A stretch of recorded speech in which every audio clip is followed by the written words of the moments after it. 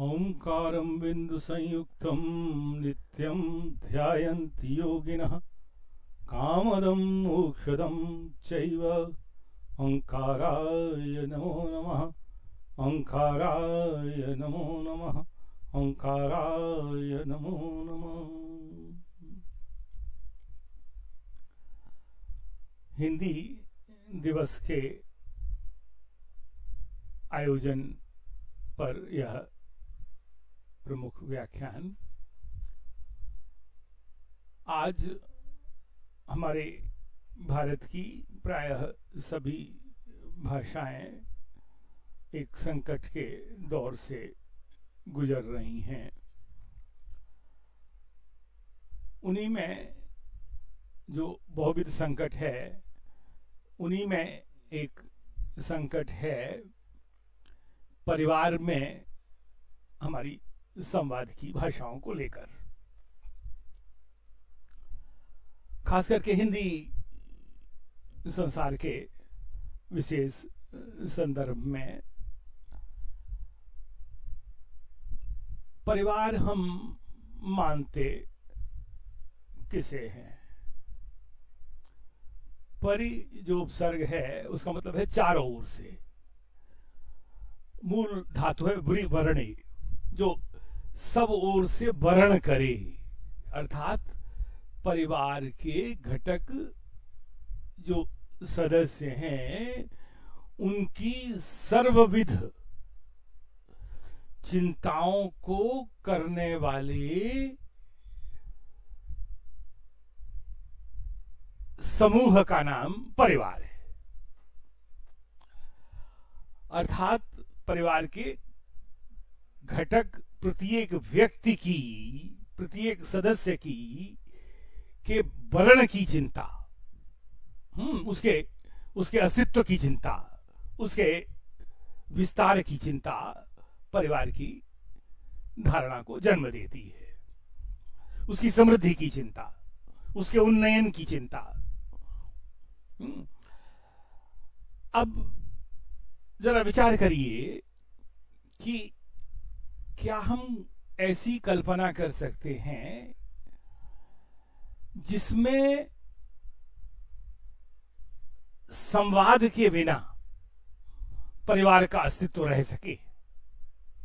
मुझे तो लगता है कि संवाद ही परिवार के घटक सदस्यों को परस्पर जोड़ने का काम करता है और परिवार में एक दूसरे के साथ अनुरक्त करने का, एक दूसरे के साथ सुख दुख में और समृद्धि में एक दूसरे के साथ जुड़े रहने का भाव अगर कोई कुछ का कोई आधार है तो वह आधार ही संवाद ही पारिवारिकों के बीच में जुड़ाव का आधार है। इसलिए मैं तो यहां तक कहता हूं कि यदि समुचित संवाद नहीं तो परिवार के सदस्यों के बीच में समुचित जुड़ाव भी नहीं।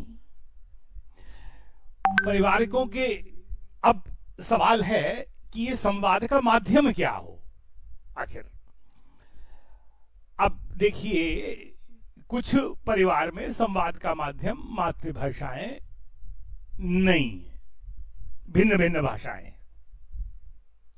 जहां भिन्न भिन्न भाषाएं संवाद का माध्यम है वहां उस तरह का जुड़ाव भी नहीं है। एक दूसरे के प्रति सुख और दुख में जिस तरह से भीतर तक जुड़कर एक दूसरे के दुख में शरीक होना, ये शरीक होना भी उस रूप में नहीं दिखता। तो वह जो भावात्मक जुड़ाव का आधार ही संवाद का माध्यम है। तो अब ये जो संवाद का माध्यम है वो दो तरह से होता है। हम संवाद में एक तो हम जो भाषा मौखिक रूप में बोलते हैं, पर जो हम बोलते हैं कई बार हम सिर हिलाते हैं, कई बार हम हाथ हिलाते हैं, है ना। तो हमारे अंगों का संचालन भी संवाद करते समय, हम बच्चे को कुछ समझा रहे होते हैं तो हम इशारा करते हैं, संकेत करते हैं। तो ये जो भाषा के पाठ के साथ अवाचिक संकेत भी हम करते हैं, है ना। और ये संकेत भी ये भाषा दर भाषा भिन्न होते हैं। जैसे उदाहरण के लिए लीजिए, अंग्रेजी का जो अंगों का संचालन है वो भारतीय भाषाओं का नहीं है। हर भारतीय भाषा का अंगों के संचालन में हर भारतीय भाषा की अपनी कुछ न कुछ विशेषता है, जिसमें जैसे सिर के हिलाने को देखिए तो मराठी भाषी समाज में सिर का हिलाना भिन्न अर्थवाचक है ना, एक प्रकार से सिर का हिलाना, और हिंदी समाज में भिन्न प्रकार का। तो ये कुल मिला के मैं कहना यह चाहता हूं कि संवाद का माध्यम जो हमारी भारतीय भाषाएं हैं उनमें ही अपनापन है, निजता है, परस्पर जुड़ाव का भाव है। तो इसलिए वे भाषाएं ही हमारे संवाद की माध्यम बननी चाहिए। और परिवार ही भारतीय अवधारणा और एक बड़ी अवधारणा क्या है कि शिक्षा का मूल आधार अगर कहीं है बनता है तो वह परिवार से बनता है या परिवार में ही बनता है। तो इसीलिए मां को प्रथम शिक्षक कहा गया। क्यों कहा गया? क्योंकि बच्चा पहली शिक्षा अगर कहीं पाता है तो परिवार में पाता है। अब जिस तरह की भाषा का हम प्रयोग कर रहे हैं, हम उन प्रयोगों के आधार पर ही अपनी परंपरा में पोषित भाषा को समृद्ध कर भी सकते हैं और नजरअंदाज भी कर सकते हैं। दोनों काम हम कर सकते हैं। पर अगर हमने नजरअंदाज किया तो क्या होगा कि हम परंपरा से कट जाएंगे। हम न अपनी कुल की परंपरा से, न अपने राष्ट्र की परंपरा से, है ना, न अपनी संस्कृति से हम जुड़े रह पाएंगे। आज संकट ये हो रहा है कि परिवार में ये जो संवाद का माध्यम है वही लड़खड़ा रहा है। बहुत भयंकर स्थिति है। परिवार के सदस्य अगर व्यापारी परिवार है तो वहां तो और अधिक। परिवार के जो प्रमुख सदस्य हैं वो सोचते हैं कि स्कूल वाले सिखा देंगे, विद्यालय वाले सिखा देंगे, तो अभिभावक अपनी जिम्मेदारी से हट जाते हैं। पर जरा विचार करिए कि बच्चा स्कूल में तो या विद्यालय में तो कुछ समय के लिए रहता है, तो सारी जिम्मेदारी विद्यालय की तो नहीं हो सकती, शिक्षा व्यवस्था की तो, शिक्षा के तंत्र की तो नहीं हो सकती। तो क्योंकि शिक्षा के तंत्र का मूल आधार परिवार है, तो परिवार की जिम्मेदारी का विकल्प विद्यालय नहीं हो सकता। परिवार के को मूल आधार, अपने संवाद का मूल आधार तो परिवार को ही देना होगा। अपनी भारतीय भाषाएं, मातृभाषा, भाषा को लेकर लगभग पूरे देश में स्थिति कमोबेश एक जैसी है। अर्थात जो स्थिति हिंदी समाज की है लगभग वही स्थिति गुजराती समाज की भी है, और वही स्थिति, बल्कि जिस समाज के लोग विदेशों में अधिक बसते हैं वहां स्थिति और ज्यादा भयंकर है। तो एक इससे हमें बचना चाहिए। हमें अपने बच्चों में संवाद की भाषा के रूप में अपने परिवार की भाषा को ही पोषित करना चाहिए। आप जानते हैं कि हम अपनी भाषाओं को जानते हैं, समझते हैं, बोलते भी हैं, पर कहीं ना कहीं हम अपनी भाषाओं को कुछ दोयम दर्जे का मान रखा है। हम अंग्रेजी को एक विशेष रूप में देखते हैं। जिस सम्मान के भाव के साथ हमें अपनी हिंदी को या भारतीय भाषाओं को देखना चाहिए वह हम नहीं देख रहे हैं। या तो उस रूप में हम जुड़े नहीं हैं या हम जुड़ नहीं पाते हैं। पता नहीं कि हमारी भाषा की मानसिक गुलामी हमें कहां तक ले जा रही है, हम समझ नहीं पा रहे हैं। इससे हमें बचना चाहिए।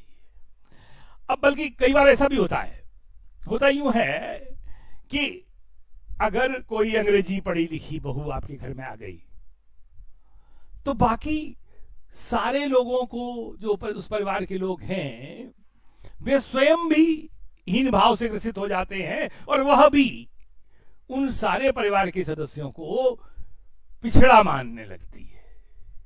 यह जो स्थिति है यह स्थिति अच्छी नहीं है, क्योंकि आपके परिवार की जो भाषा है वो एक लंबे मतलब हजारों वर्षों से की समृद्ध विरासत को, परंपरा को लिए हुए है, उसमें वह पल्लवित हुई है। तो वह आपकी दीर्घकालीन जो आपकी सुचिंतित समृद्धि है उसकी पहचान है ना। आप ऐसी घरों की स्थिति आप देखें तो ऐसी जो आज के आधुनिक ढंग से पढ़ी लिखी माँ का या आधुनिक ढंग से पढ़े लिखे पिता का बच्चे से बात करने का आप ढंग देखिए। तो ढंग में आप अब वो बच्चा छोटा सा बच्चा है, अब वो बच्चे ने अच्छी तरह से जानता है कि गाय क्या है, तो वो उसे रोकती है माँ कि बेटा गाय आई, देखो देखो वो गाय आई नहीं कहेगी, वो कहती देखो वो काऊ आई, कैट गई, बिल्ली कहने में उसे ना समझी है, उसे पॉटी कहने में वो अभिमान मानती है, शौच कहने में वो उसे अपमान मानती है ना। तो यह जो नासमझ स्थिति है वो सिखाते सिखाते वो पूछती है। आप किसी घर की स्थिति देखिए, आज के नगर के अधिकांश घरों की स्थिति, और ये जो अंग्रेजी मीडियम के स्कूल हैं वो तो और दबाव देते हैं, और उस दबाव में हम इतने बेसुध हैं कि हम अपने बच्चे से कहते हैं कि बेटा बताओ तुम्हारी नोज कहाँ है, क्योंकि उस स्कूल में हमें बच्चे का प्रवेश दिलाना है। आईज कहाँ है, देखो ये फैन चल रहा है, पंखा कहने में शर्म आती है, आंख कहने में शर्म आती है, नाक कहने में शर्म आती है। तो अंग्रेजी का शब्दकोश अब इसे हो क्या रहा है कि आप अपनी भाषा के उन शब्दों की परंपरा पर प्रहार कर रहे हैं, है ना। तो ऐसी खिचड़ी भाषा, अब काऊ आई, अब आई को अंग्रेजी में नहीं कह पा रही है वो, तो एक केवल शब्द हम दे रहे हैं कि हम क्रिया नहीं दे पा रहे हैं, है ना। तो इसमें क्या हो रहा है, खिचड़ी भाषा। तो इसमें न हम अपनी भाषा सीख पा रहे हैं और न हम बच्चा न दूसरी भाषा। तो ध्यान से देखें, आजादी के बाद तो हमारे नगरों और अब तो गांव तक में हमारी भाषाएं बुरी तरह से प्रदूषित होती जा रही है और दिनों दिन और अधिक होती जा रही है। तो हम राजनीतिक आजाद तो हुए, पर हमारे परिवार अभी दिन प्रतिदिन हमें भाषाई गुलाम बनाने में, ऐसे नागर परिवार जो जो जो जो जो जो अंग्रेजी मीडियम को महत्वपूर्ण समझ रहे हैं, वो भाषाई गुलाम बनाने का काम कर रहे हैं। अंग्रेजी इतनी अधिक हावी होती जा रही है कि हमारी भाषाओं का अस्तित्व ही आज खतरे में है, और हिंदी का और अधिक, क्योंकि विदेशों में जो संदर्भ मिल रहे हैं वो संदर्भ बताते हैं कि हिंदी उसी पीढ़ी में अगली पीढ़ी में चली जाती, जबकि गुजराती, बांग्ला आदि दूसरी और तीसरी पीढ़ी में जाती है, और दक्षिण की भाषाएं चौथी और तीसरी और चौथी पीढ़ी में। तो बात साफ ये है कि हिंदी का जो संसार है वो बहुत तेजी से हिंदी के संसार से विलग हो रहा है, अलग हो रहा है, पृथक हो रहा है, और उसकी हिंदी बहुत तेजी से प्रभावित हो रही है। आज बच्चे नहीं समझ पा रहे हैं कि घड़ी में 1:30 बजे हैं, 4.25 रुपया, 85 रुपया, 39, 4.5, ये जो गणना के मापक शब्दावली है, इसे आज का बच्चा नहीं समझता। जिसने माध्यमिक में इंटरमीडिएट तक अंग्रेजी मीडियम में पढ़ा है वो समझ ही नहीं पाता। अब जब बच्चा नहीं समझता तो एक और दूसरी गलती हम करते हैं। क्या गलती करते हैं कि हम 1:30 बजे का तुरंत कह देते हैं 1.5। बेटा ये 1.5 का मतलब 1.5, तो बच्चा फिर 1.5 को भूल जाता है, तो 1.5 उसके दिमाग में क्योंकि वो उसने अंग्रेजी में उसी को समझ रखा है, तो 1.5 उसे के साथ उसका जुड़ाव हो जाता है और 1.5 के साथ उसका जुड़ाव नहीं हो पाता है। तो ये जो छोटी छोटी बातें हैं, अर्थात हम संवाद के सीखने के पहले कदम के रूप में हम अपने भाषा के शब्दों को विदेशी भाषा के शब्दों से बदलने का काम बंद करें। क्योंकि अगर आपने ऐसा नहीं किया तो आप बहुत बड़ा नुकसान करने जा रहे हैं। नुकसान क्या करने जा रहे हैं कि आपका बच्चा आपकी भाषा से जुड़ ही नहीं पाएगा। तो जब जुड़ नहीं पाएगा तो वो उसके व्यवहार को भी नहीं समझ पाएगा। और हिंदी न केवल बल्कि उसे मान ही नहीं मिलना चाहिए, उसे सम्मान के भाव के साथ उसे स्वीकार्यता मिलनी चाहिए। और ये स्वीकार्यता अगर नहीं मिलेगी तो हमारी भाषा हिंदी, आज भले हम कह लें कि करोड़ों की भाषा है, पर वह दिन दूर नहीं कि हमारी हिंदी न बचे। आज अब देखिए, अंकल और आंटी ने, इन दो शब्दों ने कितने हमारे नाते रिश्ते की शब्दावली लगभग गायब कर दी। मौसा को गायब कर दिया, मामा को गायब कर दिया, चाचा को गायब कर दिया, चाची को गायब कर दिया, ये ताऊ को गायब कर दिया, ताई को गायब कर दिया, बस ये सब गायब होते चले जा रहे हैं। तो नाते रिश्ते की शब्दावली हमारी गायब हो रही है ना। तो क्या हम इसे पुनर्जीवित नहीं कर सकते अपने बच्चों से बातचीत के दौरान? उन संदर्भों की, रिश्तों की जो बारीकी है, इसे समझाते हुए उसे हम उस शब्दावली को फिर से प्रतिस्थापित करें। ऐसे घरों में ये हम काम प्रारंभ करें। आदरवाचक शब्दावली लगभग गायब है। जी, आदरणीय, श्रीमान, माननीय, महोदय, सब लगभग गायब है। ये शब्दावली भी आज प्रयोग से गायब होती जा रही है। व्यंजनों को और उनके बनाने की, अब चाउमीन वगैरह वगैरह वगैरह ये सब आते जा रहे हैं, है ना।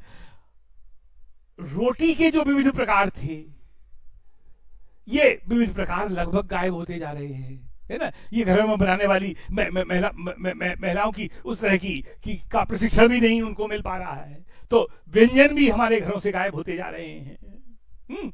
उत्सवों के साथ व्यंजनों की जो व्यवस्था थी वो लगभग गायब होती जा रही है। उत्सवों के साथ, ऋतुओं के साथ, फसलों के साथ, त्योहारों के साथ, पूजाओं के साथ हमारे विशेष प्रकार के व्यंजन बनते थे, विशेष प्रकार के रंग थे, विशेष प्रकार की सांस्कृतिक शब्दावली थी, वो लगभग आज गायब होती जा रही है।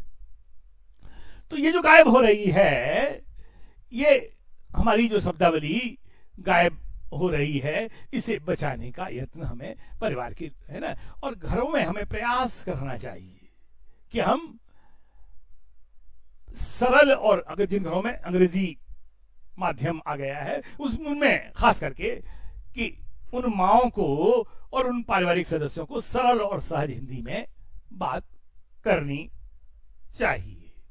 अपने परिवार के सदस्यों से हम जहां सामान्यतः हम बात करते होंगे, पर जहां नहीं करते हैं तो करें। और अगर कोई नहीं कर रहा है, किसी ने प्रश्न अंग्रेजी में किया है, तो आप जवाब हिंदी में दें, तो धीरे धीरे आपका संवाद प्रारंभ होने लग जाएगा और आपकी भाषा बचने लग जाएगी। दूसरी हम भारतीय भाषाओं में ये संवाद हम प्रारंभ करें। हम विवाह में कहीं बाहर खरीदारी के लिए जाते हैं, बाजार में जाते हैं, वहां जितना कम हो सके अंग्रेजी का प्रयोग हम अपने व्यवसाय में भी, है ना, वादी, प्रतिवादी आदि जो भारतीय भाषाओं के शब्द हैं उनका हम प्रयोग करें। अब आप विडंबना देखिए, चिकित्सक ने जो आजकल अंग्रेजी माध्यम में पढ़े हैं, जब अब उसकी अगर वो अंग्रेजी में ही अगर मरीज से बात करने लग जाए तो फिर उसके पास 10 मरीज आना बंद हो जाएंगे। तो मरीजों से वो बात हिंदी में करना पड़ता है, और जबकि पढ़ाई उसकी सब अंग्रेजी में है। अरे भाई, पढ़ाई भी अंग्रेजी में होनी चाहिए चिकित्सा विज्ञान की, तो उसका फायदा क्या होगा कि जो चिकित्सक पर्चा लिखेगा वो भी हिंदी में लिखेगा, जो औषधियों के नाम लिखेगा वो भी हिंदी में लिखेगा। तो कई बार गलत औषधि लोग खा जाते हैं और जीवन संकट में हो जाता है। तो परिवार में हम चिकित्सक से कहें, भैया हिंदी में लिखिए, आपका हिंदी में पर्चा नहीं होगा तो हमारी औषध हम गलत खा सकते हैं और हमारा जीवन संकट में हो सकता है। अब इन सब बातों के आधार पर हम इस निष्कर्ष पर पहुंचते हैं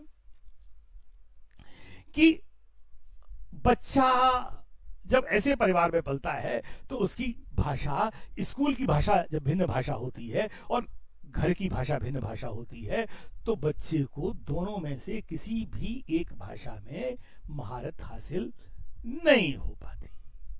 अर्थात उसकी अपनी भाषा भी चली जाती है और दूसरी भाषा भी उसे उस तरह नहीं आ पाती। तो हम इन अंशों में गूंगे और बहरे से संतान को हम बनाने जा रहे हैं, जो बहुत उपयुक्त नहीं है। इसलिए हमारी भाषाएं हमारी पहचानें हैं, हिंदी भी हमारी पहचान है, वह पहचान लड़खड़ानी नहीं चाहिए। हिंदी बचेगी तो हमारी परंपरा बचेगी, हमारी भाषाएं बचेंगी तो हम बचेंगे, हमारी भाषाएं समृद्ध होंगी तो हम समृद्ध होंगे। और दो उदाहरण देकर के मैं बात पूरी करूंगा। आप ये जो देख रहे हैं, इसमें 1913 में हमारे 9 पैसे के बराबर $1 था। 1925 में 10 पैसे के बराबर $1 था, अर्थात $1 में $10 आते थे। और 1913 में $11 लगभग। 1947 में 4.16 डॉलर $1 में आते थे। 1965 में $4.67 और 1988 में 13.96। इतने $1 की कीमत, इतने रुपए। और आज $77 में $1 हो गया है। तो ये क्यों हुआ? क्योंकि भारतीय भाषाओं के ज्ञान को दुनिया का सबसे अच्छा इस्पात हम बनाते थे, दुनिया के सबसे अच्छे अनुसंधान करने वाले हम थे, दुनिया का सबसे अच्छा मलमल हम बनाते थे, दुनिया की सबसे अच्छी कंपनियां हमारे देश में थी। तो ये जो भाषा की गुलामी है, ये आर्थिक गुलामी की तरफ भी ले जा रही है। हम सबसे अच्छे आज अनुसंधान नहीं कर पा रहे हैं, क्योंकि भारत के आईआईटी का पढ़ा हुआ जो बच्चा है, वो जब अमेरिका में जाता है, और जो कोरिया का पढ़ा हुआ बच्चा है, तो उसे अधिक वेतन मिलता है और भारतीय बच्चे को कम वेतन मिलता है। क्योंकि भारतीय बच्चे को कोई प्रोग्राम लिखने में लगभग 1.5 गुना समय लगता है, क्योंकि वो अंग्रेजी माध्यम से पढ़ा है, और वो कोरिया का बच्चा है, वो हिंदी माध्यम, वो अपने कोरिया के माध्यम से कोरियन भाषा के माध्यम से पढ़ा है, तो वो प्रोग्राम जल्दी लिख लेता है। तो मल्टीनेशनल उसे अधिक पैसे में खरीदते हैं। तो ये कुल मिला के मैं आपसे कहना यह चाहता हूं कि जब विश्व के बड़े बाजार हम हैं, इतनी बड़ी, तो हम जनसंख्या की समृद्धि को भी अपनी समृद्धि माने। उपभोक्ता हमारे भारतीय लोग ही अमेरिकन कंपनियों में बैठ करके अमेरिका को, मैं नहीं कह रहा कि अमेरिका को समर्थ मत करिए, पर मैं यह भी कहना चाहता हूं कि भारत की समृद्धि का सपना भी देखिए। और भारत की समृद्धि का सपना हमारी हिंदी के बिना, हिंदी की जनपदीय भाषाओं के बिना, भोजपुरी, मैथिली, अवधी, मगही, छत्तीसगढ़ी, हरियाणवी, मारवाड़ी के बिना नहीं है। तेलुगु, तमिल, कन्नड़, उड़िया, मलयालम, इनके बिना नहीं है। आज स्थिति इतनी खराब है कि उत्तर प्रदेश में 8 लाख बच्चे इस वर्ष हिंदी में अनुत्तीर्ण हो गए। अब हिंदी प्रदेश और उसमें 8 लाख बच्चे अनुत्तीर्ण, कारण ये कि हमारे बच्चे ने जो परीक्षा में लिखा, वह उसका लेखन उसे पास न करा सका, उसे उत्तीर्ण न करा सका। तो शैक्षिक तंत्र उसे ठीक सी हिंदी लिखना नहीं सिखा सका। आज स्थिति यह है कि विश्वविद्यालय के अध्यापक भी जब एक 5 लाइन की चिट्ठी लिखते हैं तो उनसे 5-5 और 7-7 वर्तनी की अशुद्धियां होती हैं, तो माध्यमिक की आप क्या बात करें। यह बहुत ही भयंकर स्थिति है, लेखन के स्तर पर भी, शब्द के प्रयोग के स्तर पर भी और संरचना के प्रयोग के स्तर पर भी। किसी बोर्ड ने यह चिंता नहीं की कि ये हिंदी बचनी चाहिए। भारतीय भाषा मंच ने इसकी चिंता की और एक पुस्तक अभी इस लॉकडाउन के बाद हमने प्रकाशित की, अपनी हिंदी नागरी संवारिए। इसमें उन 71 नियमों को दिया है जिनको अध्यापकों को खास करके समझना चाहिए और हर हिंदी प्रयोक्ता को समझना चाहिए, जिसके आधार पर आप हिंदी की अपनी वर्तनी की होने वाली अशुद्धियों को ठीक कर सकते हैं। आप हिंदी और नागरी को संवार सकते हैं। नागरी को संवारने की जिम्मेदारी मानक के रूप में केंद्रीय हिंदी निदेशालय की थी, वह काम वह नहीं कर सका। यह काम इस पुस्तक के माध्यम से भारतीय भाषा मंच ने किया है। और आप सब अगर इस पुस्तक के प्रयोगों को अपने जीवन में उतारेंगे और कुछ अध्यापक भी खड़े होकर इस प्रयोगों को आधार पर शिक्षण का काम करेंगे, तो निश्चित रूप से हिंदी समृद्ध होगी। परिवार के लोगों की जिम्मेदारी हमारे भारतीय परिवारों में और हिंदी भाषी परिवारों में हिंदी भाषियों की यह जिम्मेदारी अधिक है। तो यह पुस्तक प्रत्येक हिंदी भाषी परिवार में पहुंचे। आप इसे गूगल स्टोर से भी खरीद सकते हैं, अमेजन पर भी आप खरीद सकते हैं और भारतीय भाषा मंच से आप हार्ड कॉपी के रूप में मंगा सकते हैं। बहुत कम कीमत में यह पुस्तक रखी गई है। तो परिवार में अपनी भाषा हिंदी को समृद्ध कीजिए, क्योंकि उसकी समृद्धि से ही हमारी समृद्धि है, हमारी परंपरा की समृद्धि है और हमारी संस्कृति की समृद्धि है। आपने हमारी इस संबोधन को समझा, सुना और जाना। हम आपके बहुत बहुत आभारी हैं कि आप हमारे इस कार्यक्रम में सम्मिलित हुए। आपका बहुत बहुत अभिनंदन, बहुत बहुत आभार और बहुत बहुत नमस्कार।